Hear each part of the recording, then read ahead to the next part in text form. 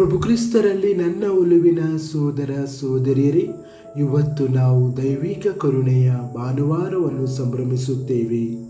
ಯೇಸುವೆ, ನಾನು ನಿನ್ನಲ್ಲಿ ನಂಬಿಕೆ ಇಡುತ್ತೇನೆ. ದೇವರ ಪ್ರೀತಿ ನಮ್ಮ ದೌರ್ಬಲ್ಯಗಳು, ವೈಫಲ್ಯಗಳು ಮತ್ತು ಪಾಪಗಳಿಗಿಂತ ದೊಡ್ಡದಾಗಿದೆ ಎಂದು ದೈವಿಕ ಕರುಣೆ ನಮಗೆ ನೆನಪಿಸುತ್ತದೆ. ನಾವು ಆತನಿಂದ ಎಷ್ಟೇ ದೂರದಲ್ಲಿದ್ದರೂ ಆತನ ಕರುಣೆ ಯಾವಾಗಲೂ ಹತ್ತಿರವಾಗಿರುತ್ತದೆ. ಅದು ನಮಗೆ ಉಚಿತವಾಗಿ ನೀಡಲಾಗಿದೆ. ನಾವು ಶಿಲುಬೆಯನ್ನು ನೋಡಿದಾಗ ನಾವು ಖಂಡನೆಯನ್ನು ನೋಡುವುದಿಲ್ಲ, ಆದರೆ ಕರುಣೆಯನ್ನು ನೋಡುತ್ತೇವೆ. ಯೇಸು ತನ್ನ ಕರುಣೆಯನ್ನು ಎಂದಿಗೂ ಭತ್ತದ ನದಿಯಂತೆ ಸುರಿಯುತ್ತಾನೆ. ನಾವು ಪರಿಪೂರ್ಣರಾಗಲು ಅವನು ಕಾಯುವುದಿಲ್ಲ.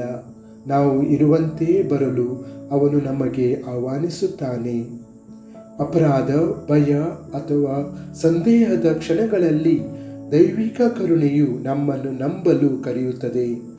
ನಮ್ಮಲ್ಲಿ ಅಲ್ಲ, ಆದರೆ ದೇವರ ಅಂತ್ಯವಿಲ್ಲದ ಪ್ರೀತಿಯಲ್ಲಿ ನಂಬಿಕೆಯು ನಮ್ಮ ಹೃದಯಗಳನ್ನು ಗುಣಪಡಿಸುತ್ತದೆ ಮತ್ತು ಕ್ಷಮೆ ಹಾಗೂ ಶಾಂತಿಯನ್ನು ತರುತ್ತದೆ. ಪ್ರಾರ್ಥನೆ.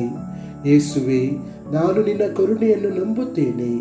ನಾನು ದುರ್ಬಲ ಎಂದು ಭಾವಿಸಿದಾಗ ನನ್ನನ್ನು ಶಕ್ತಿಯುತವಾಗಿ ಮಾಡಿರಿ. ನಾನು ಬಿದ್ದಾಗ ನನ್ನನ್ನು ಮೇಲಕ್ಕೆತ್ತಿರಿ.